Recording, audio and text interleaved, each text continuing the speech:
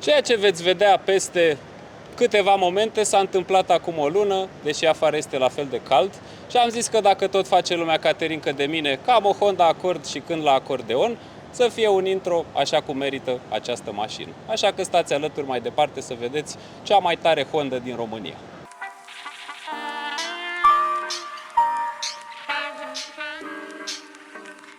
Sunt convins că pățiți și voi chestia asta. Când vedeți o mașină care cel puțin seamănă cu a voastră, tindeți așa să o luați pe drumul mai lung, să o urmăriți. Eu nu fac chestia asta, mai ales când sunt pe motocicletă, pentru că pot să mă strecor ușor și chiar dacă o colesc din punct de vedere al distanței, recuperez ulterior că mă strecor elegant printre mașini, la pas, ca să nu deranjez pe cei care fumează ocazional și au mâinile scoase pe geam, așa că vă recomand să faceți la fel dacă sunteți motocicliști. Nu mergeți cu 50 la oră printre mașini. Concluzia este că îmi place atunci când văd mașini care seamănă cu a mea.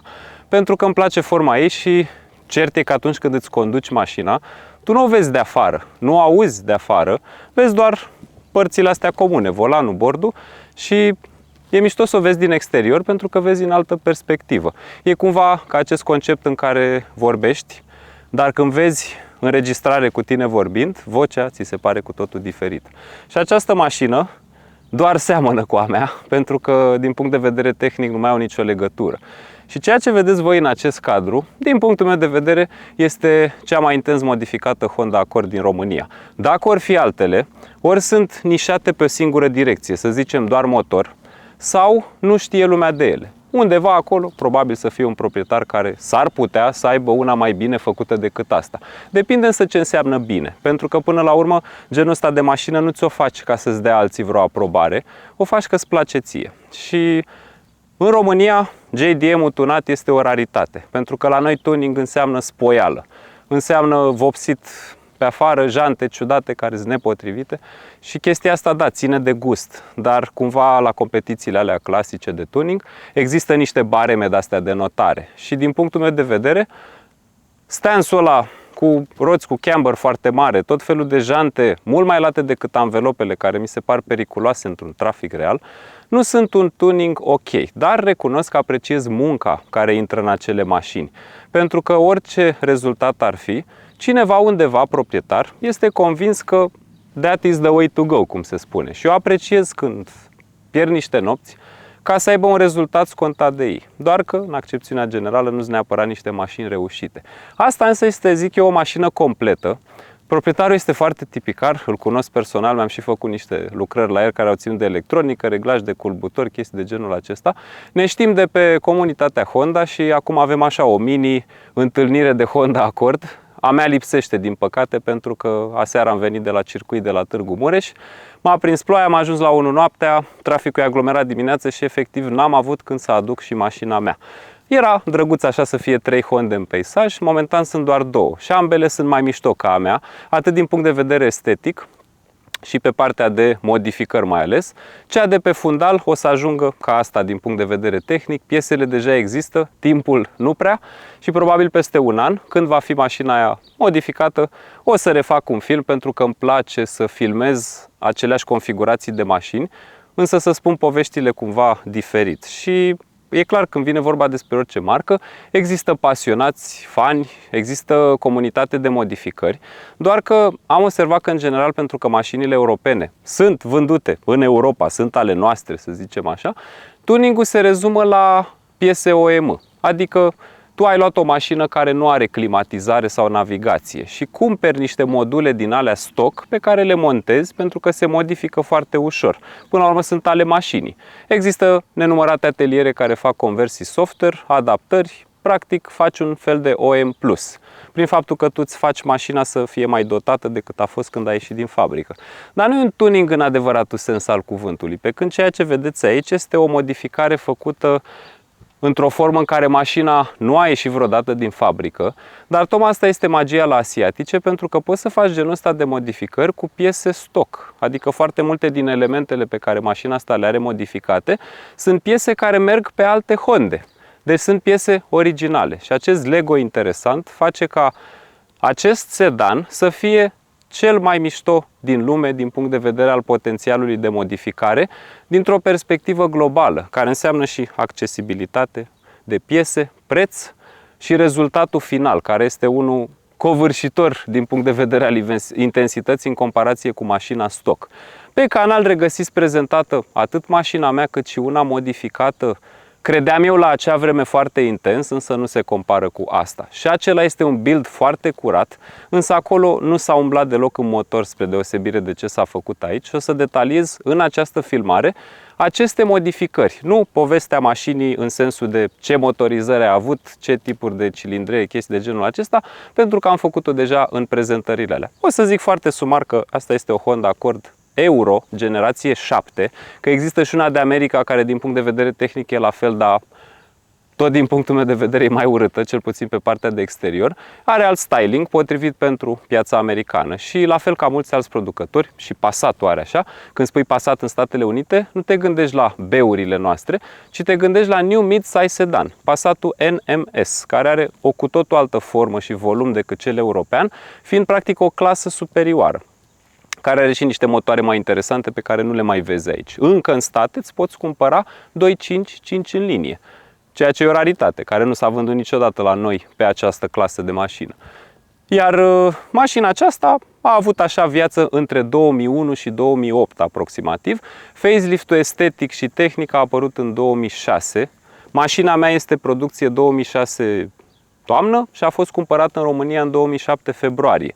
A durat livrarea, a fost o situație la vremea respectivă când dealerul local, importatorul, era Carpați și ulterior acum este Honda Trading și trecerea de la unul la altul s-a produs cu ceva întârziere. Mașinile când au apărut au avut niște motoare diverse, un benzinar de 2 litri și aproximativ 155 de cai numit K20, un benzinar de 2,4 litri și vreo 190 de cai numit K24, și o variantă diesel de 2.2, care avea 140 de cai. Un motor foarte avansat la acea vreme, deoarece folosea common rail, bloc de aluminiu, turbină cu geometrie variabilă și o gestiune software mai interesantă, ceea ce îl făcea să fie, și după standardele moderne, destul de performant în raport cu cilindrea. În timp ce majoritatea mergeau pe cilindrie mai mică, Honda are o cilindrie mai mare, probabil pentru, să zic așa, o detentă de performanță și clar fiabilitate. Însă au existat și niște versiuni speciale, cum au fost cele numite Type S, exact cum este și această mașină, care nu diferă tehnic, ci estetic, adică au un alt set de bare. Pragurile diferă puțin, de asemenea vei vedea niște jante specifice acelor echipări. În interior, în general, Type S-ul venea fără trapă și cu navigație, în timp ce echiparea Executive, cum este a mea, e orientată mai luxury, în ideea în care are scaune electrice cu reglaje pe 8 direcții la șofer, 4 la pasager, trapă, putea să aibă opțional tapiserie din piele. Asta are, de exemplu, un mix între un soi de alcantara și piele sintetică, dar scaunele au reglaj manual și sunt mai joase. Totodată suspensiile pot avea o, să zic așa, cadență puțin mai rigidă și mi se pare că în standard era puțin mai joasă mașina, dar motoarele erau absolut identice și ce primeai pe Europa erau de 190 de cai, însă americanii, sub forma modelului Acura TSX, pentru că se numea așa, deoarece Honda Accord 7 acolo avea altă formă și ca să nu fie o confuzie să se numească două modele identic, dar care au aspect diferit, chiar dacă mecanica era identică, au nișat modelul care la noi se numește Honda Accord CL9 clasic în formă de Acura TSX, însă acea motorizare cu cod K24A2, spre deosebire de A3 de Europa, are niște modificări interne, cum ar fi alt arbore cu came pe partea de admisie, cel puțin cu o plajă mai mare la variator, altă galerie de admisie și de evacuare, un catalizator care respiră mai bine și toată chestia asta de interne modificate plus o clapetă de accelerație cu un debit mai mare, supape de admisie care au un diametru cu 1 mm mai mare, mai ales după facelift, fac ca puterea stocă a acelui motor să fie 205 cai. Și se mai adună acolo niște modificări pe interior, altă estetică a bordului și niște comenzi mutate, în timp ce la Euro trapa are comandă sus în plafon, la Acura TSX ai trapa la genunchiul stâng, sub forma unui buton total diferit de la pe care îl găsești la asta. În rest, structura e absolut identică și ce e mișto este că toate piesele acestor mașini sunt interschimbabile și mașina asta are ceva rar și de asta zic că este modificată. Nu e singurul motor de Honda care a primit acest tratament în România, însă din cunoștințele mele e una din puținele, dacă nu singura, care are procedura numită Frankenstein Build. Frankenstein Build nu înseamnă Honda, înseamnă un principiu de a lua un bloc de la un motor cu chiulasa de la altul. Și acum îmi dau seama că trebuia să introduc încă un model special care nu s-a vândut deloc pe piețele cu volan pe stânga, deoarece japonezii, în stilul lor caracteristic, au pregătit aceste mașini doar pentru piața lor. Adică cele mai puternice motoare de Honda s-au vândut doar pe piețele de Japonia. Și țările precum Cipru sau Marea Britanie, care conduc tot pe partea respectivă de drum, au putut să le importe ușor. Și acele motorizări se numesc K20A. A fost un model special numit Accord 7 Euro R, cele 7. O motorizare de Type R, o mașină făcută într-un stil Type R, dar fără să fie un Accord Type R, spre deosebire de vechea generație de Accord 6, care chiar a avut un model Type R sadea din fabrică. Pedigriul ăla e mult mai ridicat, nu neapărat performanța, dar e o mașină care valorează foarte mult. Se află una în România, la care strict build-ul de modificare a motorului, care a fost cumpărat din Japonia, a costat aproximativ 35.000 de euro, operațiune făcută la reprezentanța ASCO Honda din București, de la Chiajna. La un moment dat mi-ar plăcea să prezint și acea mașină, numai că proprietarul e destul de low profile și am vorbit cu el pe tema asta. Cândva, n-au intrat zilele în sac și peste 5 ani, dacă va fi, îmi va face plăcere să prezint acea mașină. Ideea este că au făcut un teritoriu de model Type R, însă nu l-au numit în felul acesta. Probabil au fost niște considerente interne. Și acel motor, cele 7 Euro R, doar volan pe dreapta, are casetă de direcție electrică. Opțional au avut niște sisteme de cruise control adaptiv care făceau necesară acea casetă, pentru că avea și sistem de lane assist, destul de greu de implementat cu o direcție hidraulică, și motorul era exact acela care îl primeai pe FD2-ul Type R Civic de Japonia. 225 de cai, 6 trepte, cutie de viteze cu rapoarte scurte, diferențial final cu raport mai scurt și cu LSD în cutie. Mașina aceea nu era neapărat mai rapidă decât un CL9 cu 2.4 benzină, mai ales unul cu modificări, dar fiind cu volantă ușurată, trepte scurte de viteză, LSD în cutie și o altă configurație pe partea asta de echipări suspensii, o făceau să fie o mașină specială. Și mașina asta are multă legătură cu aceea, pentru că acest Frankenstein Build a presupus păstrarea blocului motor de K24 cu chiulasa de acel K20, care nu trebuie neapărat să fie una de K20A, pentru că oricum cine face Frankenstein vine cu modificări interne. Și acel K20A e modificat oricum față de un K20A2, A3 sau Z4, care au în jurul la 200 de cai, pentru că are alte galerii, alte axe, alt pas la variator, exact chestii la care te poți juca, cum am spus, cu piese originale. Și aici build-ul o ia randeaua în sensul bun, pentru că mașina arată stoc, dar nu mai e stoc din aproape niciun punct de vedere. Și totul a început treptat și cumva cred că are legătură și cu mașina mea, pentru că eu, făcându-mi niște lucrări de mentenanță la proprietar, el are un echipament din acela software clasic de Honda, numit HDS, este echipamentul clasic de service pe care oamenii îl folosesc în reprezentanțe. Am făcut o recalibrare de clapetă de accelerație și îi zic, ia-o să o conduci ca să vezi tu ce și cum trebuie făcut pentru calibrare. El la momentul respectiv avea un Civic. Cine-i hondar îl știe pe Daniel, pentru că e un membru activ al comunității și fiind electronist de profesie, meserie și multe altele, se pricepe la a repara foarte multe lucruri, mai ales când vine vorba de Honde. Licăre un bec, nicio problemă, se rezolvă. Ai un cablu de masă problematic, se rezolvă. Presoftări, se rezolvă, orice. Și e pasionat. De asta îmi place și de-aia m-am și împrietenit cu el, nu pentru vreun beneficiu financiar sau ca să-mi lucrez eu la mașină mai ieftin. Întotdeauna când am fost la el, am plătit prețul cerut, pentru că munca omului valorează. Și dacă aveți prieteni care fac lucruri, nu știu, sisteme audio, pun gresie, faianță, plătiți-i, nu faceți mocangeală, pentru că tocmai voi, prietenilor, ar trebui să-i ajutați pe ăștia să le crească business-urile, dar recunosc că scopul acestui film nu este să-l fac pe el promovat, oricum se știe despre el deja, dar mi se pare frumos să spun când un om are o pasiune, o activitate și știe să facă niște lucruri, că nu știi cum umblă vorba și poate ajuta pe cineva mai departe. Ideea este că el e un mare tipicar și asta cred că se datorează și faptului că o perioadă a locuit în Franța și a lucrat la un atelier de restaurări auto și a învățat să facă lucruri, că despre asta este vorba, nu doar pe o nișă. Și mașinii astea i s-au făcut multe lucruri, pentru că el n-a început cu asta. asta. A început cu un Civic care a fost efectiv făcut perfect din punct de vedere al concepției unui proprietar care are niște doleanțe în legătură cu mașina sa. Parcă se aude un greier în ușă. Dăm totul jos, facem să fie bine. Dom'le, nu-mi place antifonarea la 135. Facem să fie bine.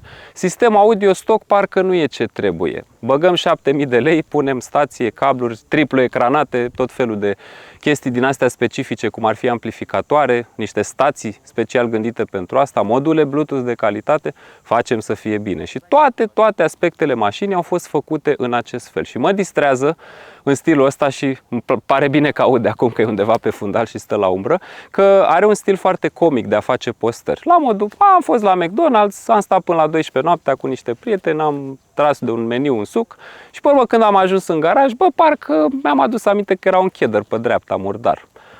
Am zis să-l scurăț, dar dacă tot l-am dat jos acolo să-l curăț, zic hai să desfac și scaunele, că parcă căzuse o firimitură sub șina respectivă și să curăț și acolo și în final, în postarea se ajungea la hai să dăm motorul jos, să verificăm dacă simeringul de capăt de arbore are cumva vreo pierdere de ulei și dacă tot îl dăm jos, hai să facem și build-ul ăsta. Cam așa a început povestea acestor mașini și e genul ăla de mașină construită, nu cumpărată. Build, not bought. Și asta valorează inestimabil. Chiar dacă probabil în build-ul ăsta au intrat mult peste 10.000 de euro, sute de nopți nedormite, ofuri și planuri care n-au ieșit tocmai cum ar fi vrut din prima și tocmai asta este farmecul. E genul ăla de mașină de care te atașezi iremediabil și cu siguranță nici pentru triplu cât face ea dacă ți s-ar reveni, nu prea îți vine să o vinzi. Pentru că crești odată cu ea și cumva evoluezi odată cu mașina și chestia asta cred că poate să fie confirmată de foarte mulți dintre voi care aveți diverse pasiuni interesante. Și Civicul acela la un moment dat, cu grea cumpănă în suflet, a fost vândut mai departe, însă ca un bun pasionat ce este, probabil își sună proprietarul noului Civic și îl întreabă ce mai face. Ideea este că îl înțeleg de ce. A lucrat foarte mult la mașină, a fost periodic recondiționată, la fiecare sezon de iarnă făcut tratament din acela anticoroziv, gresate chederele cu echipament special ca să poată să fie zemoase, gumoase și să izoleze foarte bine, tratamente de detailing și, în general, mentenanță preventivă, ca să o rezumăm așa. Și la un moment dat s-a nimerit să ia acest acord în formă complet stock. Și de acolo evident că au început exact aceleași rațiuni. Nu-mi place nu știu ce greiere, reparăm. Sistemul audio nu se aude chiar cum trebuie. Parcă i-aș pune o grilă din aia specifică de Type-S. I-a pus și tot așa. Și de acolo a plecat. Având însă experiența de la vechea Honda, evident că a fost foarte ușor să își facă un plan. Și am mirosit eu de la o întâlnire Honda de acum vreo 2 ani că urma să fac acest Frankenstein. Adică să ia chiulasa de un motor performant cu blocul acestuia. Și e interesant de menționat de ce se face chestia asta, pentru că aceste motoare sunt făcute pentru aplicații diferite. K20 este o motorizare care are și variante banale și variante de top. Codurile diferă. Toate au 86 cu 86 alezat și cursă, doar că chiulasele diferă. Cele performante respiră mult mai bine, sunt portate din fabrică în sensul care au acele secțiuni ale porturilor de admisie și de evacuare mai mari. Supapele au alte tipuri de curse, implicit arborii cu came, distribuțiile variabile, toate chestiunile astea sunt gândite în scop performanță, nu eficiență. Și de asta și creșterea de la aproximativ 155 de cai până pe la vreo 201 cât au aceste motoare. Doar că acest K24 și el vine în două configurații. Cel mai slab are 160 de cai și cel mai puternic stock are 190 sau 204 în funcție de variantă. K20 de 160 de cai are VTEC doar pe arborele cu came de admisie și este un VTEC Economy, adică practic e un Frankenstein opus. Are blocul de K24, dar chiulasa de un K20 cu minte de 155 de cai care are VTEC Economy și este pus doar pe modelele CR-V din anii corespunzători acestui model. E un motor făcut ca să tragă puțin mai liniar pe autostradă, varianta de top de motorizare a acelei mașini. Însă K24 stock are și el o chiulasă performantă precum K20, dar nu la fel de bine pe partea de respirație. Are VTEC Performance, adică cele două profile de lucru ale camelor, care fac ca motorizarea să meargă pe un pas cu minte al supapei din punct de vedere adâncime și timp la turații mici și după o anumită turație comută pe o adâncime și un timp de deschidere mai lungi și implicit respiră mai bine. Doar că nu are niște galerii atât de performante, clapeta de accelerație are un diametru micuț sau mediu, moderat, nu unul de top. Galeriile de evacuare, de exemplu, la K24, ăla A2 de America, respiră mai bine, dar nici alea nu sunt la fel de performante ca cele clasice de Type R și toate chestiile astea îl fac să fie un motor care are o plajă mai bună de cuplu și turație, gândit pentru daily, nu neapărat de performanță top. Și el e un motor domolit, pentru că el poate mult mai mult de atât și asta face acest Frankenstein, scoate Jekyll și Hyde din motor, să zic așa, pentru că în unele cazuri chiar poate să dubleze puterea. Și e interesant că diferența dintre K20 și K24 pe partea de curse, dimensiuni, este destul de mare. În timp ce K20, cum am zis, are 86 cu 86 cursa alezaj, adică este perfect square, cursa este egală cu alezajul, K24 are 87 alezaj cu 99 cursă. Implicit are mai mult cuplu, doar că viteza pistonului crește la aceeași turație și de asta limita de turație a motorului este coborâtă, pentru că internele sunt mai masive. Dar compensează prin faptul că trage mai de jos, implicit și punctele VTEC la aceste motoare sunt diferite, pentru că odată ai VTEC Economy, care are doar ca rol să turbioneze aerul din admisie, ca să fie arderea eficientă, nu performantă. VTEC-ul Performance, în schimb, este pentru performanță, dar și el are puncte diferite de intrare. La unele motoare intră la 4600, la altele la 5700, la altele la 6200, depinde de regim. Și asta pentru că sunt motoare diferite puse pe aplicații diferite de mașini. Una e o limuzină de 1,5 tonă, alta e o Honda S2000 de 1200 de kilograme sau un Civic Type R EP3, care este un kart în esență. Și practic build-ul ăsta ia aproape cea mai performantă chiulasă, dar o face prin modificări să fie mai performantă decât cea mai performantă chiulasă. Și asta pentru că proprietarul a ales să pună niște axe de la Skunk cu supape de titan, cu arcuri duble pe partea de reținerea supapelor, ghiduri de supapă din bronz și evident pe partea de interior, deși s-a păstrat ansamblu rotativ, arbore, biele, pistoane, segmenții au fost schimbați, honuirea a fost refăcută și, foarte important, cuzineții au fost schimbați.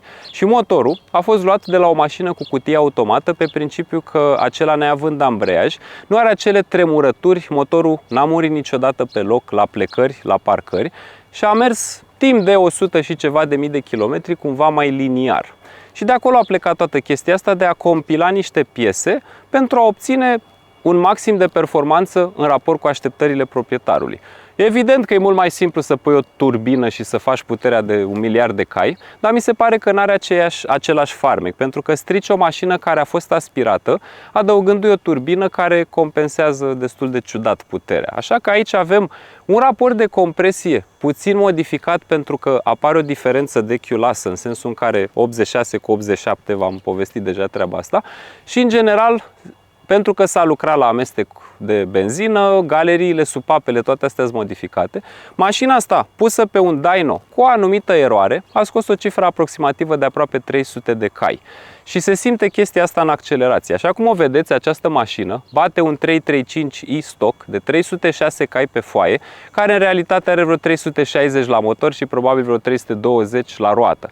Și asta pentru că motorul nu e singura modificare, deoarece transmisia mașinii este un hibrid, însă nu în sensul de electrificat, ci în sensul în care Honda are o politică interesantă pe piese. Toate piesele din acea vreme au un cod de 3 litere: RAA, RBB, RSP, RRC și așa mai departe. Aceste coduri vor putea fi găsite pe toate piesele. Pe cuzineți, pe biele, pe arbore, pe pistoane, pe galeriile de admisie de evacuare, pe chiulase, pe blocuri. Și tu poți să faci aproape orice Lego din aceste piese. Cutiile de viteze sunt foarte variate la ei, pentru că există cu 5 trepte, cu 6, mai lungi, mai scurte. Diferențiale mai lungi sau mai scurte. Diferențiale cu sau fără sistem Torsen în interior. Și cumva posibilitățile sunt nelimitate. Ai posibilitatea să iei internele, de exemplu, de la o cutie de EP3 sau FN2, care au exact același raport, sunt identice, doar că EP3-ul, FN2-ul și integrele DC2 sau DC5, mai ales DC5, au niște transmisii cu raport final diferit. Poți să ai oriunde între 4,3 și 5,2 stock, mai scurte sau mai lungi, și tu poți să potrivești.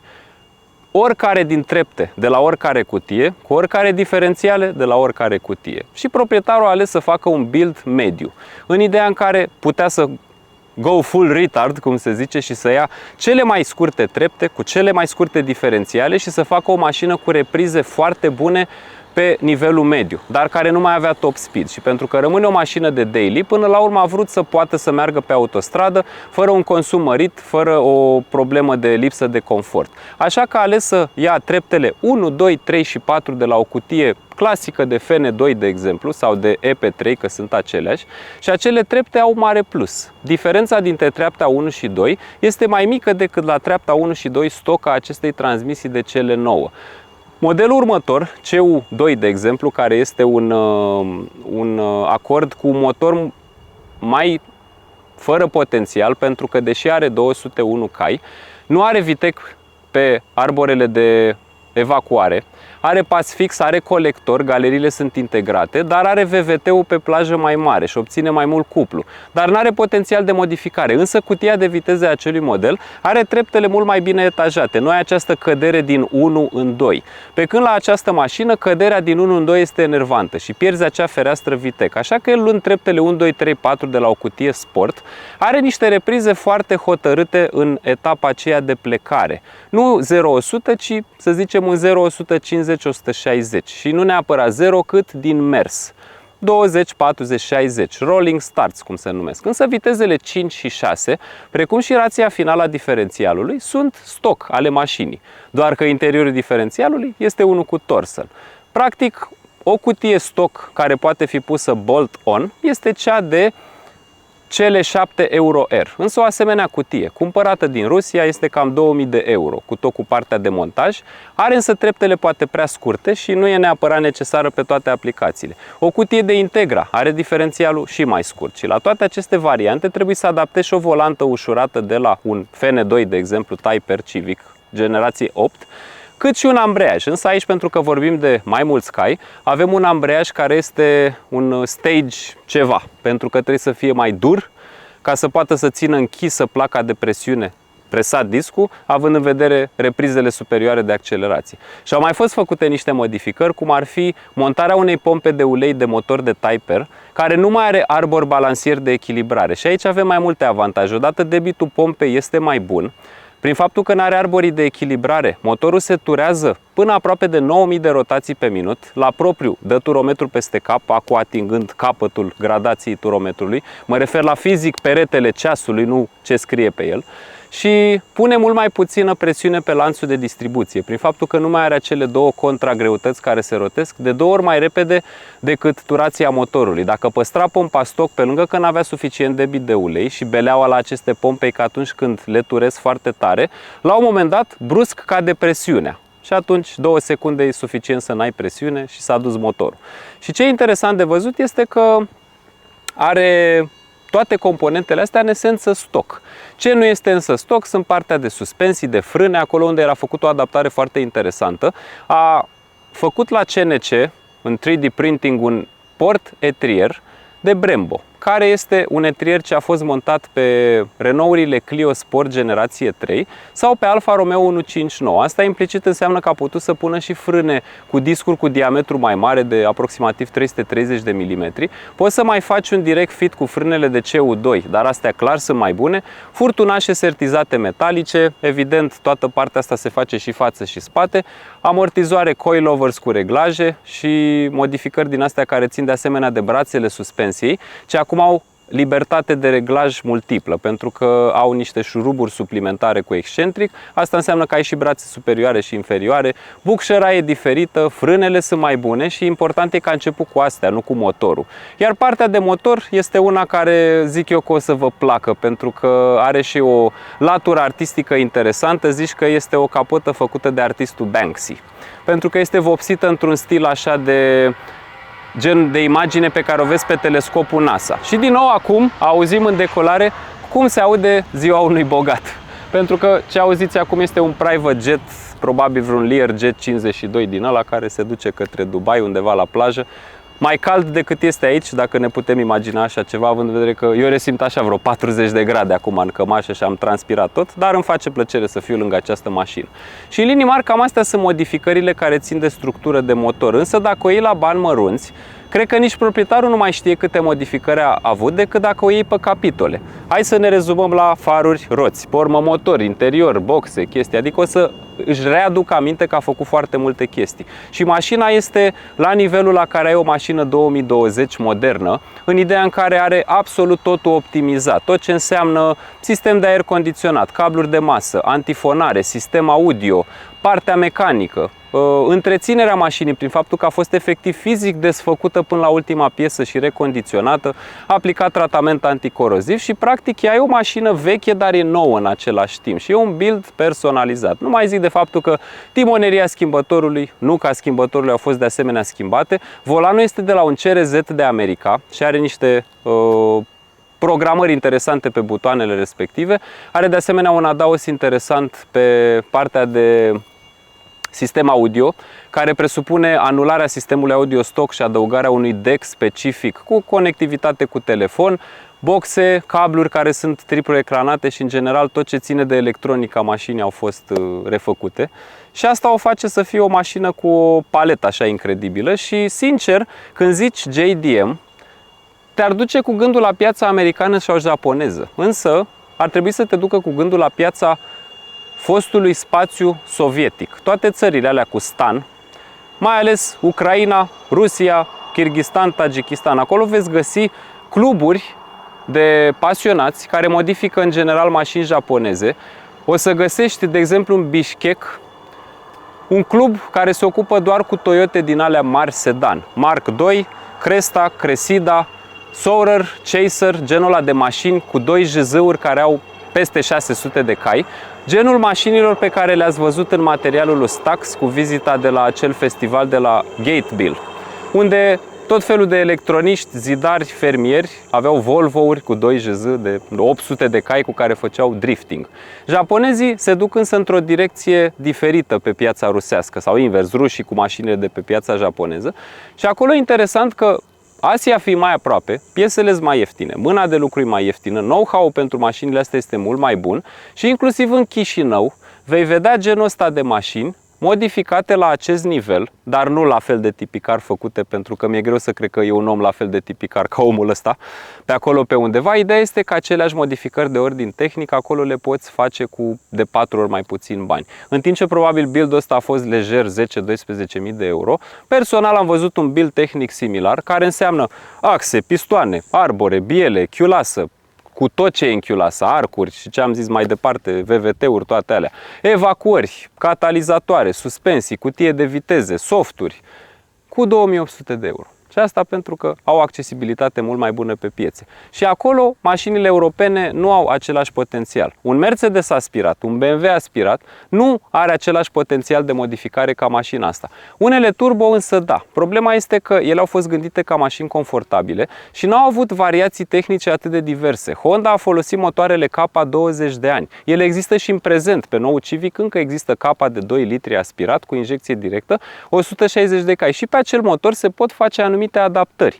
Și este interesant că pentru că au avut motorul ăsta montat pe toate neamurile de modele și pentru că există o compatibilitate între piese, clapeta de accelerație poate fi de motor J35 sau J37, un V6 de aproape 4 litri, ne arată că ai compatibilitate foarte mare între aceste piese. Piese care fiind de origine sunt fiabile, pentru că nu sunt aftermarket-uri chinezării și sunt niște soluții care au fost testate inginerește și au fost făcute în perioada aia dinainte de criză, când mașinile erau făcute de ingineri, nu doar de către economiști și contabili. Și asta ne dă o plajă mult mai largă de informație, de beneficii și de posibilitate de a face modificări. Adică să iei tu un motor care are stoc 190 de cai și să-l duci aspirat la 300 și să poți să și modifici lanțul ăsta cinematic al transmisiei și tot ce ține de structura mașinii, pur și simplu la o mașină europeană nu prea poți face cu piese stoc, că n-a fost o varietate atât de mare și cu siguranță nu în Europa. Adică, de exemplu, la Mercedes, dacă vrei la un compresor să pui mai mulți cai, trebuie să cumperi un compresor aftermarket, pentru că deja astea târzii care au fost montate, Eaton-urile acelea de Roots Type Supercharger, nu găsești altele stoc. Și dacă pui aftermarket, costă mult mai mulți bani, trebuie să testezi acel build pentru că n-a mai făcut nimeni așa ceva. Ăsta este genul ăla de rețetă de restaurant, șnițel cu cartofi prăjiți, e cunoscută, e safe, e bună, funcționează. Doar că e genul ăla de șnițel cu cartofi prăjiți care se mănâncă prin alte părți, nu în spațiul european. Destul cu vorba, hai să deschidem un pic capota. Cred că am detaliat motorul destul de tehnic, acum doar o să arăt așa niște peisaje, chestii. Și în general, mașina o cam știți ca formă, că am tot filmat-o pe canal, dar o să încerc să arăt diferențele și optimizările care au fost făcute și la final o să auziți simfonia acestui motor așa cum probabil ar fi putut el să se audă stoc din fabrică. Și e mișto că există și la noi dorință de a face așa ceva. Și e mișto că se poate face până la urmă cu orice brand într-o mică sau mai mare măsură. La orice mașină poți modifica chestii de genul acesta, trebuie doar să vrei, să fii pasionat, dar acum să nu pici în extrema ailaltă în care să-ți dedici efectiv toată viața mașinii. Mai facem și concedii, mai avem și prieteni, ne mai și distrăm, că e păcat să stai doar în garaj și să șurubărești la ea fără să te bucuri de ea. Trebuie un echilibru în viață, deși uneori din toate punctele de vedere este bine să mai ai și niște excese, dar totul cu măsură, ca să le poți aprecia mai bine. Așa că genul ăsta de mașină putem considera că este un viciu, deoarece ai nopți nedormite, te simți obosit, ești stresat, banii cu siguranță pleacă din portofel sau contul bancar, ai tot felul de cumpene, să zic așa, și până la urmă cumva într-o mică măsură poate să dăuneze sănătății, la fel cum se întâmplă și cu băutul și cu fumatul. Dar cu siguranță excesul de așa ceva este infinit mai sănătos decât un viciu clasic care implică o substanță, cum ar fi fumatul, alcoolul sau drogurile. Așa că, dacă se poate, mai bine luați-o pe calea asta decât să ajungeți la dezintoxicare. Și mai trist este că cine are vicii din alea nasoale nu își dă seama că are nevoie de dezintoxicare și pică pe o pantă din care nu prea-și mai revine niciodată. Cu mașinile, sincer, dacă ești cumpătat, conduci cum trebuie și nu te expui unor riscuri, da, poate să fie un risc de divorț, poate să fie un risc de faliment și chestii care, din păcate, s-ar putea să te ducă la situația în care te apuci de viciile alelalte cu substanțe. Și de asta zic că trebuie o măsură. Dar trebuie să recunoaștem că trăitul ăsta prozaic, cu totul calculat în Excel și limite safe, nu e fan deloc. E bine câteodată să go full retard și să faci niște chestii doar pentru că pot fi făcute, nu pentru că au o logică. E clar că mașina asta nu are nicio logică. Adică n-ai nevoie de această putere, n-ai nevoie de aceste suspensii și de frâne poate, că vorbim de cum e traficul nostru. Dar e o mașină care, din punct de vedere al rațiunii, e inutilă. Dar ce contează asta când e vorba de pasiune? Și când ai făcut-o cu mâna ta, nu este cumpărată, e muncită și e practic o creație a ta. Și în felul ăsta, chiar și oamenii care zic că n-au talent la nimic, că n-au ureche muzicală, că nu cântă, că nu știu să rețină versuri, până la urmă devin niște artiști, pentru că mașina asta este probabil, să zic așa, apogeul carierei lui Daniel. Și cu siguranță, dacă își pune mintea și cine știe ce urmează în viitor, s-ar putea să facă ceva și mai și. Dar astea sunt niște lucrări de artă în toată regula, care însă n-ajung în niște galerii oficiale, n-ajung să fie licitate, numai cunoscătorii știu de ele, dar asta cumva le face să aibă valoare pentru cine trebuie. Că dacă un lucru devine mainstream și are toată lumea, nu mai este artă, nu mai e nimic special la el. Toată lumea are haine de la aceleași mărci, telefoane electronice de la aceiași producători și nu mai ies cu nimic în evidență. Este doar o copiere de la unul la celălalt. Însă este tehnic imposibil să găsești o mașină absolut identică, pentru că întotdeauna va avea un detaliu foarte tare. Și mașina de sub capot asta are un detaliu foarte tare printat la o imprimată 3D pe care probabil l-ați văzut în câteva cadre care au fost și cu siguranță o să-l vedeți și acum.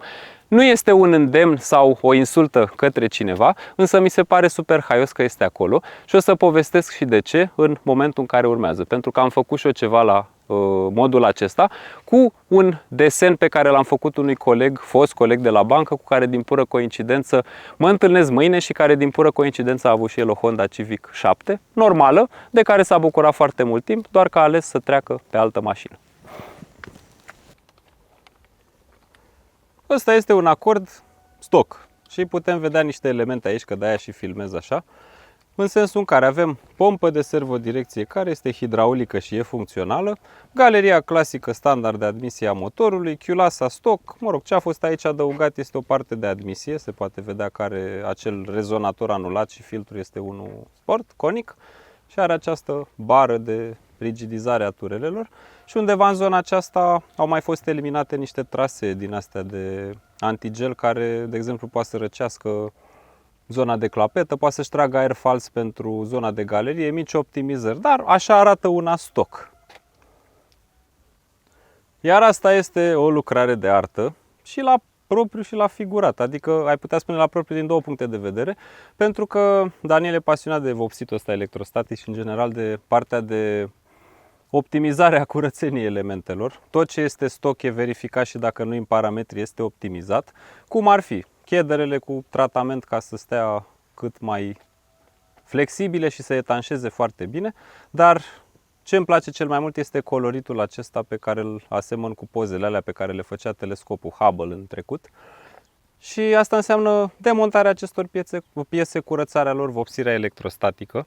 Și e interesant de văzut acel semn de care spuneam, care, da, după standardele generale poate fi considerat un nou obscen.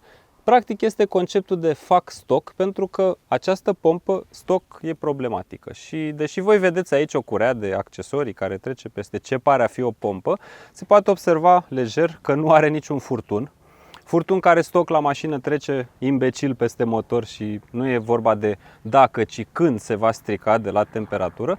Vasul acela de servodirecție este eliminat, iar această mașină are o conversie pe servodirecție electrohidraulică. A fost luat un modul de Opel Astra H probabil, de pompă, ansamblu pompă hidraulică electrică cu rezervor, care este plantat frumos aici, alimentat de la sistemul de 12 volți al mașinii și el trimite presiune hidraulică prin aceste conducte în caseta stock a mașinii.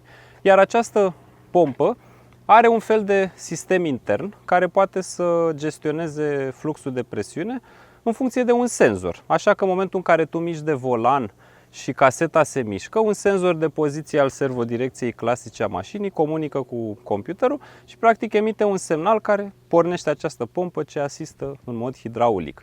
Există și versiuni de adaptare pe servodirecție electrică, dar e mai complicat acolo că trebuie să schimbi și coloana de direcție. Iar când vine vorba de motor, marile modificări sunt la galerii, partea de șerpi, catalizatorul care este cu debit mărit, evacuarea și mai ales partea de interne. Și aici putem vedea o galerie de evacuare de Type-R mai veche. Există genul acela RRP sau RSP, asta însă este cu porturile îndoite puțin mai lungi. Cea de Civic 8 Type-R, de exemplu, este mai scurtă. Aia favorizează puterea înturații. Asta însă favorizează puterea înturații mai joase, cuplu de jos, pentru că mașina până la urmă e folosită ca daily și nu avea rost să aibă doar top power fără nimic altceva. Aici putem vedea o piesă adaptată care presupune o proiectare individuală, clapetă de accelerație de motor V6, care față de cât e stock pe la vreo 65-70 de mm, a fost portată la 80 de mm diametru. De asemenea, toată partea asta de chiulasă, galerii sunt portate pe interior. Debitul e clar mai mare pe partea asta de filtru de aer. Au fost însă păstrate sistemele de epurare gaze Carter, senzorul de temperatură împreună cu MAP-ul, Manifold Absolute Pressure, care vine pe galerie. Și singura modificare a fost că sistemul de evaporare gaze PCV a fost inserat aici cu un filtru și practic gazele de Carter sunt ventilate și motorul își trage aer curat direct din atmosferă, nu din traseul filtrului de aer. Singurul minus e că probabil fâsâie. Pe urmă, pompa, ca să poată să funcționeze ok, are încă un rulment în interior. Pompa stock nu are așa ceva, puteți să vedeți episodul meu cu recondiționarea în acest sens. Chiulasa este modificată din toate punctele de vedere. Sunt alte supape din alt material, mai ușoare, arcuri duble. Alți arbori cu came, o să urmeze și alți arbori cu came și ăștia vor migra pe mașina pe care ați văzut-o mai devreme cu motorul stock. Și asta înseamnă că arcurile sunt mai tari, viteza de rotație a motorului este mai mare, se apropie de 9000 de rotații pe minut. Internele sunt ușurate, prin faptul că are altă honuire au fost puși alți segmenți, cuzineții sunt de asemenea unii mai rezistenți, bielele și partea de pistoane sunt însă stock împreună cu arborele. Evident că toate modificările astea modifică raportul final de compresie, implicit modificând harta de injectoare, sunt injectoare pe debit mărit. Softul de asemenea este făcut de așa natură încât vitecul să intre la un anumit punct calculat, raportul de aer versus combustibil poate fi optimizat și câștigi și de acolo, nu numai de la aceste interne. Pompa de asemenea este una portată și apar foarte multe situații din acestea de optimizare pe frecările interne. În principiu, motorul arată înăuntru la fel de curat ca afară, doar că fiind întuneric în interior, acolo nu avem ce să arătăm. Și pe partea de cutie de viteze avem volantă cu masă ușurată, un ambreiaj ramforsat, bateria a fost mutată în spate și de aceea este acest spațiu gol aici, unde s-a făcut loc pentru partea de servodirecție. Bucșăraia de la schimbătorul de viteze a fost modificată și aici putem vedea efectiv mecanismul de schimbare, care presupune posibilitatea de a mișca chiar cu mâna de aici. Ăsta este mișcarea de punct mort și în partea aceasta cutia o să fie dată jos pentru vopsire electrostatică suplimentară ca să fie tot ok. Bară de ramforsare, evident toată partea de frâne modificată, niște jante OZ superbe care se potrivesc perfect cu designul mașinii, discurile mărite, etrierele mult mai mari și forța de frânare a mașinii clar este ceva net superior până la urmă. Cam asta ar fi ce se vede în partea aceasta și eram dator cu o mică explicație. Când eram în bancă, am trimis un dosar din arhivă unui coleg și l-am împachetat frumos într-un plic și pe un post-it am scris exact așa, cu font foarte mic, cu lupa, cu un creion, pe un post-it curios, muist. Și i-am trimis dosarul și a fost foarte... Aveam noi genul ăsta de glume între noi, așa, de copii retarzi, cum îmi place mie să zic, pentru că astea sunt amintirile pe care ți le faci. Și ăsta este un adaos personalizat la adresa faptului că pompa stock nu e una potrivită, bună. Așa că e să zic așa, o notă personală pe care proprietarul a dat-o. Și stickerul clasic Half-Life, pentru cine e gamer știe despre ce e vorba. Iar când vine vorba de transmisie, foarte modificări importante sunt ale interne. Pe partea de diferențiale LSD, planetarele sunt stock pentru că țin destul de bine, dar vă dați seama, la 300 de cai tracțiune față, deja trebuie să ai un pic de reglaj suplimentar la suspensie și mai ales să ai posibilitatea asta de a putea face lucrurile mai... de a pune puterea jos mai bine, pentru că în forma stock clar ar cam rupe aderența. Mașina a fost parțial vopsită, arată foarte bine, fiind cu detailing-ul făcut, ceruită, lăcuită, mie mi se pare că nu mai e nimic de făcut la ea. Evacuările sunt montate suplimentar, însă nu e o mașină care să se audă mai tare decât se aud multe mașini modificate. Respectă ea ITP-ul pe bune pentru că are catalizator, evacuarea nu depășește niște limite de zgomot, nu sunt niște burlane ordinare și mașina este complet stock la aspect, este curată din punctul ăsta de vedere, pentru că și jantele sunt în stilul clasic pe care le are mașina standard. Aceeași dimensiune de anvelope, maxim pot fi adăugate niște distanțiere, chestiuni din acestea. A fost montat un sistem de cameră de marșarier. Poți să pui infotainment din ăla China, dar nu mi se pare unul oportun până la urmă. Și astea sunt micile detalii care contează. Chederele astea care sunt mult mai moi decât vei vedea pe o mașină de vârsta ei, pentru că periodic mașina este îngrijită. Tratament pentru partea de piele, are acele canapele clasice cu un textil stil Alcantara pe lateral și o piele pe exterior. Și în rest este aceeași configurație ca mașina pe care o am eu. Așa că o putem considera complet stock. Nu are trapă, scaunele sunt manuale, avantajul lor este că au poziția mai joasă și sunt cumva optimizate mai mult pentru condusul ăsta mai agresiv și pe zona de planșă de bord avem navigația stock a mașinii. Din păcate însă, ca să poată funcționa, ea trebuie să aibă unitatea de DVD activă și cumva depinzi de sănătatea acestui sistem. Dacă se strică, pierzi, de exemplu, anumite configurații care țin de aerul condiționat, pentru că ai un meniu unde setezi clima efectiv. Aici, la fel, trimurile astea au fost optimizate, polișate. Ușile sunt mult mai grele, se simt la mână și asta pentru că are o consistență masivă de antifonare. S-a folosit inclusiv un spray special ca un fel de bitum. Mașina e curată în toate locurile unde ar fi putut să fie murdărită.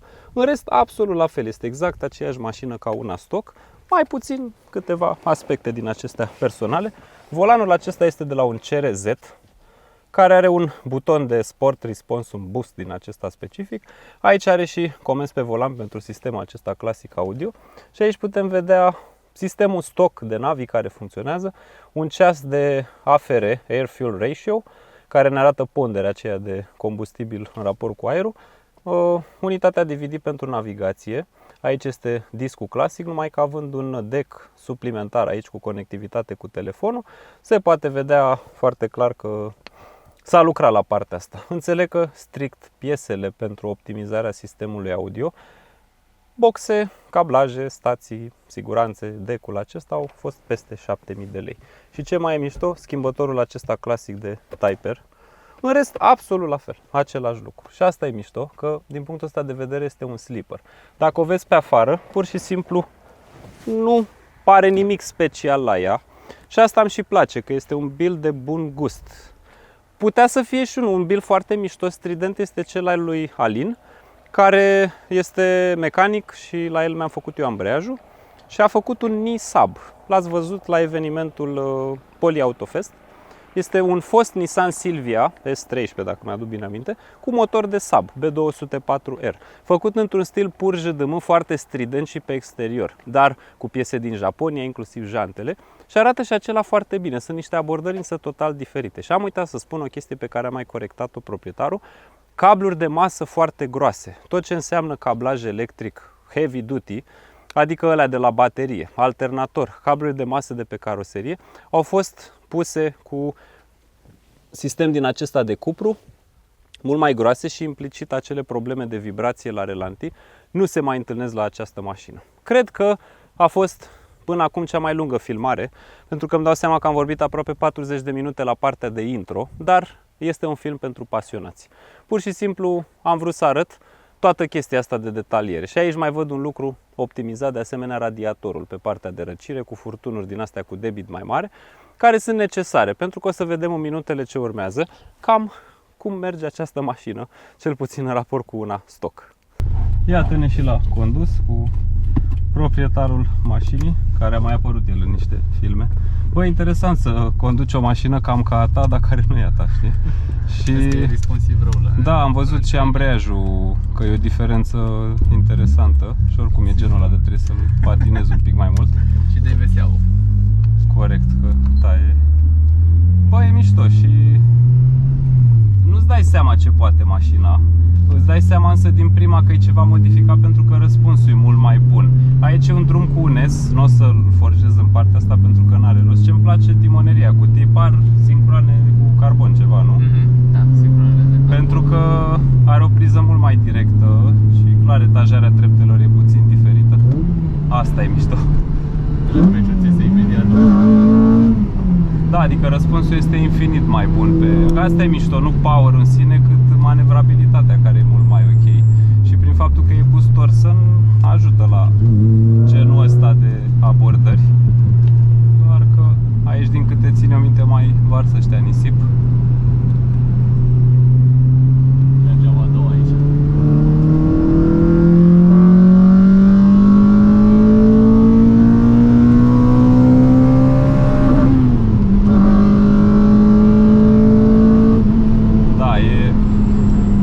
Rapidă, în sensul că n-ai șutul ăla de turbo, dar când te uiți la ceasuri e clară treaba și...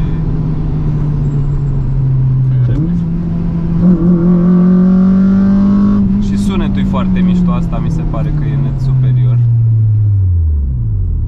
Da, dacă vrei să mergi cu ea normal, chiar este un daily reușit, pentru că ok, în trafic e un pic ciudat cu ambreiajul, se simte mai dur. Dar volanul nu e neapărat mai tare, suspensia e infinit reglabilă, adică vorba ta, dacă o dai pe moale... Dacă o dai pe moale zici că ești efectiv într-un este, da. Și îmi place că are cursa schimbătorului foarte scurtă și eu am short shifter-ul meu la fel. Și este mult mai ușor de folosit, adică dai, mă rog, acum e inutil să o conduci cu turație atât de mică, dar clar merge. Da, o conduci exact de daily, foarte ok. Și îmi place că e... Rev match-ul e așa, direct, știi? A, da, e super responsiv. Chiar e ca lumea pe partea asta, nu? Aici... Ce, se termina drumul? Da, și se întoarce aici, că e puțin mai... Ce se aude servo ăla când... Aha. Uite, un adaos bun aici. Ai cameră. Da, asta știu că ea stock n-a avut niciodată cameră, doar că are intrare de așa ceva. De video, da, și am oprit cam unde nu trebuie, da? Și aici simt cum servo nu face turația motorului să vibreze. viteze, că la stoc era enervantă chestia asta, oricum cred că ai avut un pic de muncă cu pompa aia. Hai, te mai întâi. Ți-ai să-mi ajut, pișcă acolo. Da, trebuie să-l... Ne bazăm și pe senzori. Hai, se întâmplă. Și la mea mai pățesc. Dai vesea off. Că altfel taie puterea, da. Da, adică e un build interesant, știi? Atâta că, într-adevăr, chestia asta cu compresorul trebuie avut grijă la multe mașini, că să-ți intre la 8000 de turații când îi dai e cam complicat pe partea de fiabilitate. Da, îmi place, adică e o chestie pe care mă văd făcând-o la un moment dat, dacă am timpul și banii. Că, nu știu, ai mai trece odată prin asta, încă o dată? Da. Acum, de fapt, e adevărat că a doua oară știi ce să faci, o să treci cu mașina din spate, exact. Dar acum o să fie mult mai ușor că, na, nu mai e misterul. Creva. Știu că aveai tu faza aia mișto cu reglatul de culputor, că îi făceai cu ochii închiși, ți-ai făcut odată, să-l simt așa la mână. Și m-am uitat, apoi am ieșit în locuri cu mașina și au ieșit ok. Mă rog, și simțeam la mână, eram sigur că o să iasă ok, dar eram și curios, hai să vedem ce da, se întâmplă. să fie... Am strâns toate luminile, ochii închiși și aia. De fapt, hai să oprim asta de tot, să nu păzie prin cameră. Da. Și îi dăm un pic cu geamurile deschise, că îi antifonează cam mult. De fapt, hai că deschid doar la mine. Da, corect, ai dreptate pe acolo. Bă, dar e mișto la...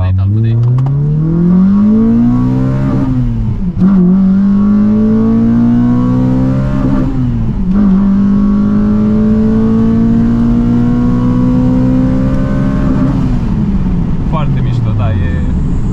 Se aud frânele ca la motocicletă, găurelele astea specifice. E mișto. Chiar e foarte legată, asta este mișto, senzația la ea.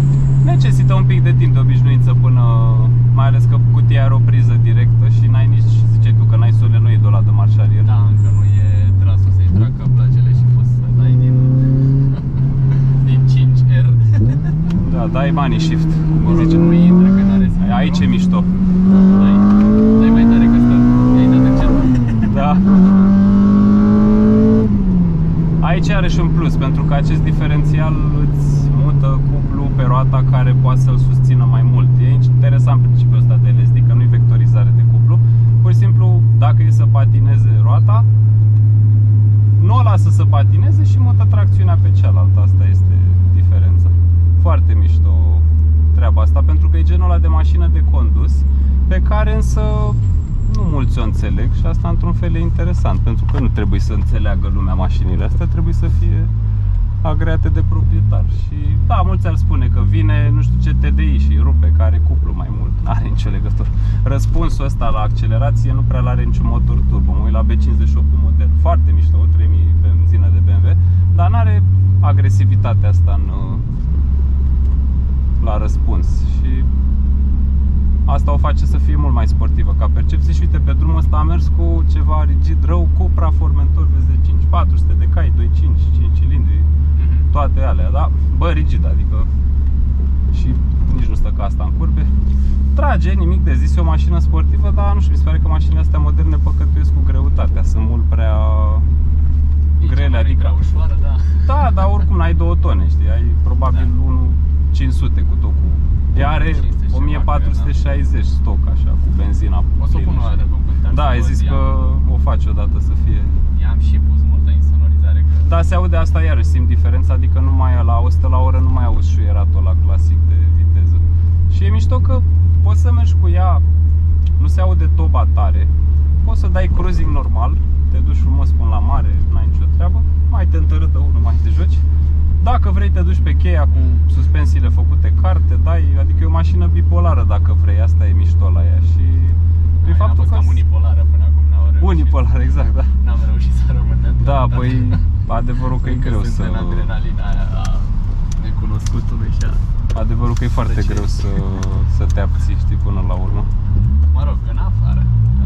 Da, în oraș e o chinuială, mie nu-mi plac plecările, de exemplu, de pe loc, prefer să menajez cutia, nu-mi plac schimbările rapide, adică cumva acum aici, adică ești frumos aici te joci și pentru sonoritatea asta de evacuare mi se pare minunat.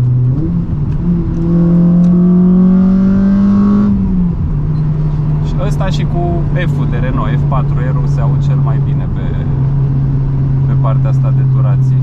Au o rezonanță în galerie foarte mișto, pe care, nu știu, Buso mai are în general motoarele de turație aspirate.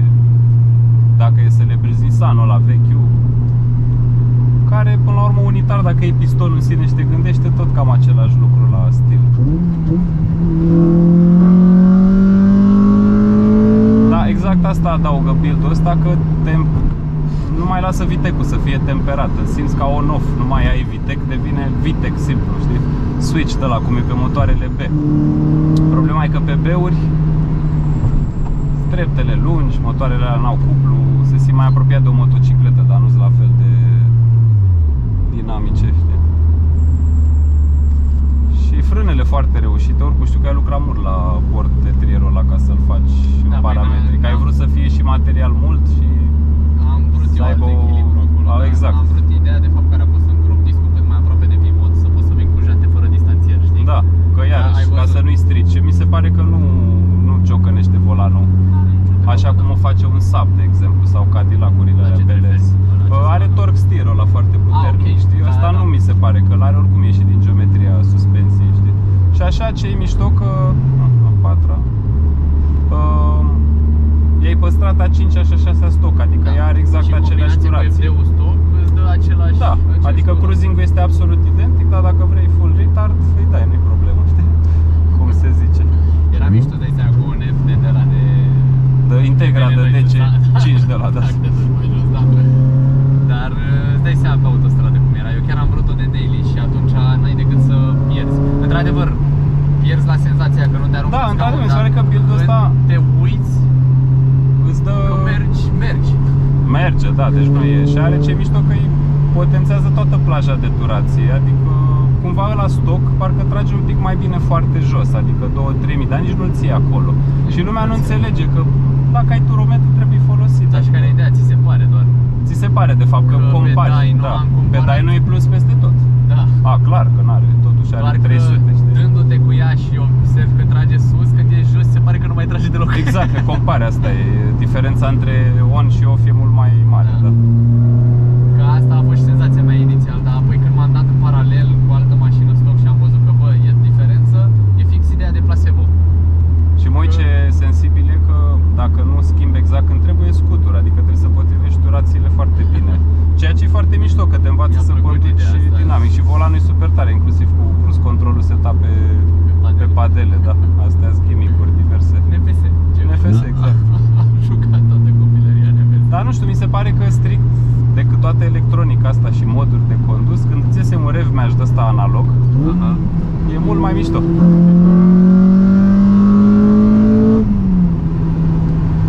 Modul full retard.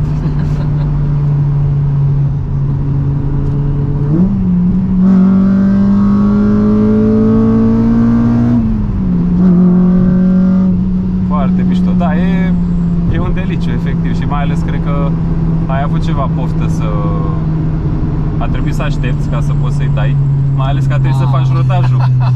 Trebuia asta să e cea mai crută perioadă a vieții mele de șofer.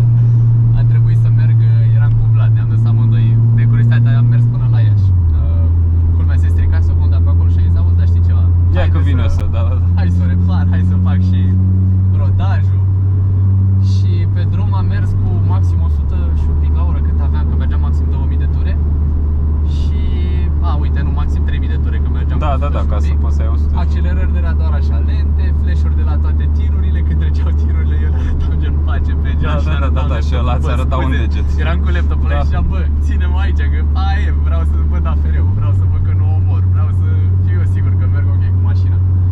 Și după kilometri și mă rog, timpul care am făcut, cred că vreo 6 schimburi de ulei, eram obsedat. Da, ca să vezi dacă strălucește sau nu. Da, e, bă, mișto. La început s-a văzut, dar mă rog, îți dai seama, erau curbe de la rămase de la da, normal, care dar apoi n-am mai ieșit nimic, a fost super ok.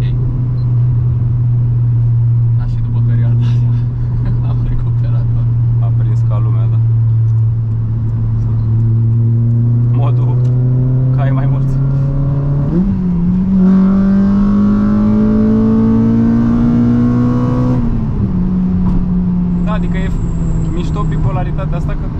las și în a 6-a și îmi place că efectiv bași ca la o mașină de jucărie, că e mică cursa, știi?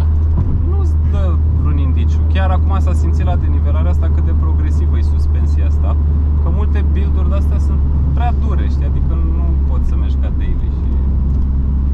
Mă rog, și pe asta când o...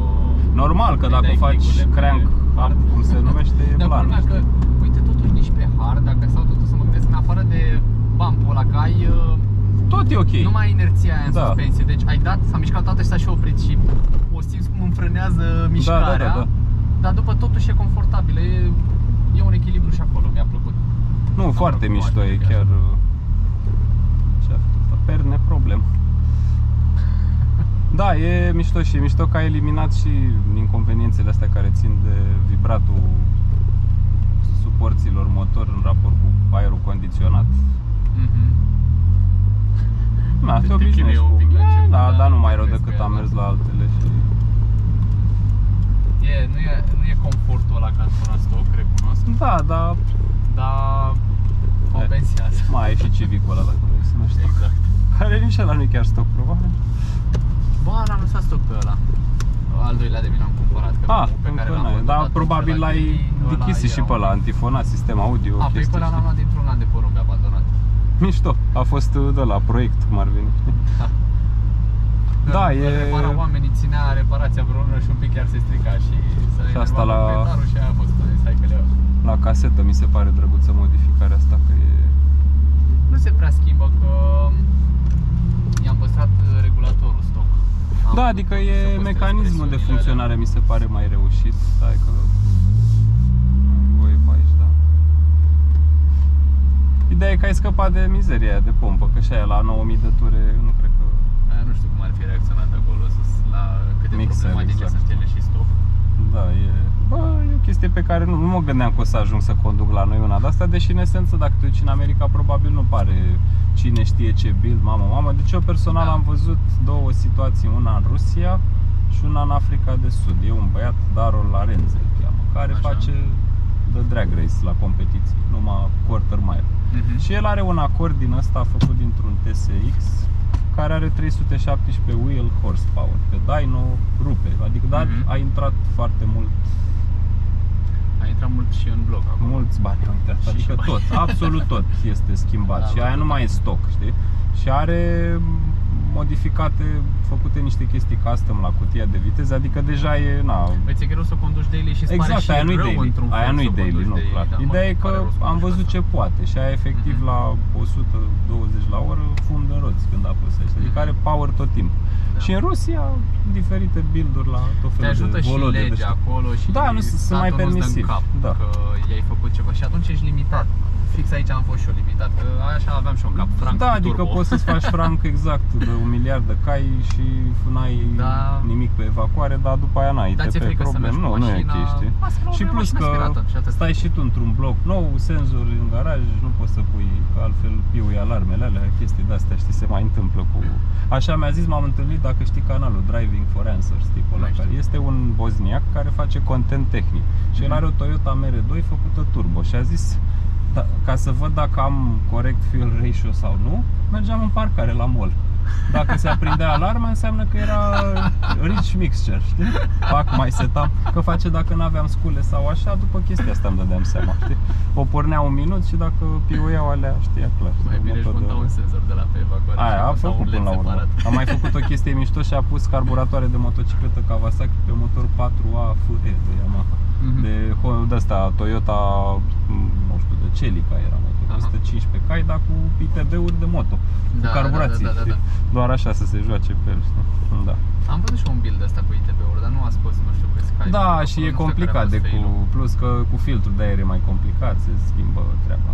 Bă, mișto, a fost o filmare mai lungă pentru pasionați, dar e ceva ce îmi doream să prezint și ideea e că cine trebuie să înțeleagă, înțelege. Nu e o mașină pentru mase, nu încerc să convin că e mai bună decât un Passat, pentru că oricum e mai bună decât un Passat, ca să o zicem așa pur subiectiv, dar depinde ce cauți la o mașină. Vrei modificări de confort, uite, decât să spui niște jante urâte și prost alese, lasă-le pe alea stock și fă, uite, un sistem audio mai bun, o antifonare, Fă mentenanța, dacă stremură brațele, nu știu, n-ai pivoții în regulă și așa, fă-le pe alea. Că bani sunt la mulți, dar mi se pare că ghidonează greșit către ce n-ar trebui. Dragilor, sper că v-a plăcut și e o mașină care chiar merită toată lauda pe partea asta pentru că e muncită și e făcută într-un mod mișto și o să mai faci tu proiecte, sunt convins că acum sigur când ajungi acasă parcă văd că ziceai că dai plafonul jos sau ceva, nu? Nu, pe asta nu-l dau. Da. Dar... Cândva, e în plan. Da, mă, să proiectez ceva 3D. Da, adică Pentru un tot prieten timpul o să fie o surpriză, nu o să se aștepte, o să vadă. Da, mișto asta. Chiar crede că nu i-am făcut nimic la mașină, by the way. Tu ești de-aia ca la ăia de-aia tuna mașina lui Măsa, la Jackass. Avea un PT Cruiser și l-a făcut cu ceva modificări. Aș vrea să de fac astea. la un moment dat o chestie de asta. Mă rog, am un plan pentru alt prieten, nici el nu știe că am un plan asta pentru el. Și o să se trezească cu mașina modificată peste noapte. Ce mișto, da. Mi-am programat o cheie pe mașina lui, nu știe că mi-am programat-o. Și o să iau mașina. O să Și văd să-i cum faci ceva îl păcălesc, interesant, da, și mișto, o să-i da. fac, vreau Complot să-i fac familial de la știi. big break-uri, să-i fac și cu suspensie, știi, și apoi îi dau cheia. Și zici, fără bă, să dar vadă, ce, da, da. sper, o să-i o parchez cu fața, să nu vadă. Să că nu intră, vadă, da, știi? da, da. Și Da, să uite, se trezească cu mașina modificată. Chestie interesantă. Mă rog, oricum da. voia să-și o modifice. E de dar filmare nu să acție, știi? știe- Da, exact. Să pui un cam de ăsta ascuns. Apoi se ducă să mă reclame că i-am furat mașina. Da, da, da, da. Are drept. Și cum era din aia, la poliție reclamație din aia cu numit, părâtul așa în data de pe raza municipiului a dispus la sustragerea mașinii prin însușirea Fraudă. drepturilor așa și montarea unor frâne mai mult decât standard. Greșeala lui că mi-a dat cheia mașinii. Nu-i greșeala mea, uite, m-am apărat. E bine. Da, face de data viitoare să nu mai lași cheia la alții, că uite, te trezi cu frâne mai bune. cheia de bunăvoie. Da, foarte mișto asta, da. Da, mă, păi Planuri. hai în zona Îmi de place comentarii să vedem ce... Da, e mișto, că e pasiune, exact, știi, și cumva înveți cu fiecare proiect și mai departe când apare ceva similar înveți să-l faci mai departe și știi ce să optimizezi, adică... Chiar încurcam Honda cu Hyundai. Nu, dar știi că Acum exact, câteva asta e chestia sau nici modelul ăsta nu-ți spunea nimic și e mișto că adevăratul know-how de multe ori apare în situațiile astea, în parcări subterane. Asta îmi plac mie rușii, că au ajuns să fie mai buni decât inginerii care au proiectat niște lucruri pentru că au înțeles ce au făcut ăia, au înțeles de ce n-au făcut mai departe niște lucruri, că n-a zis nimic că inginerii de fabrică sunt proști, doar că iau niște condiții limitative. La Buget. aftermarket nu e problemă, dacă vrei să-ți faci o chestie, o faci și uite câte chestii se pot face, adică mie îmi plac sincer mai mult decât dacă stau să mă gândesc că știu ce ai tot făcut, toate aceste mici adaptări, adică pasiunea de a face totul să funcționeze OEM+, adică cum e treaba asta cu pilotul automat, cablurile de masă, tot felul de cabluri trase prin locuri, ok, potențiometre, stabilizatoare de-astea de tensiune, Da, că aveai tu cablurile au fost pasiunea așa. aia să, când intră consumatorul, să n-ai spike Să pe n-ai curent. spike, da, Ceea ce da. nicio mașină stock nu are așa ceva, adică Nu, niște că optimizări foarte te limitează importante. bugetul că nu poți să pui OFC-uri. Da, da, da, da, da. Băieții Da. de la economic care nu prea vor să dea bani pentru chestii faine. Corect. Da, domnule. Păi, Dar rămâne loc de joacă după. Până Exact. la urmă, aia și în NFS când îți dădea mașina stock, tot ți-o modificai tu după. da, puneai un... Munceai pentru banii aia, pentru Exact. cost. Da, domnule. Păi, a fost frumos. La revedere.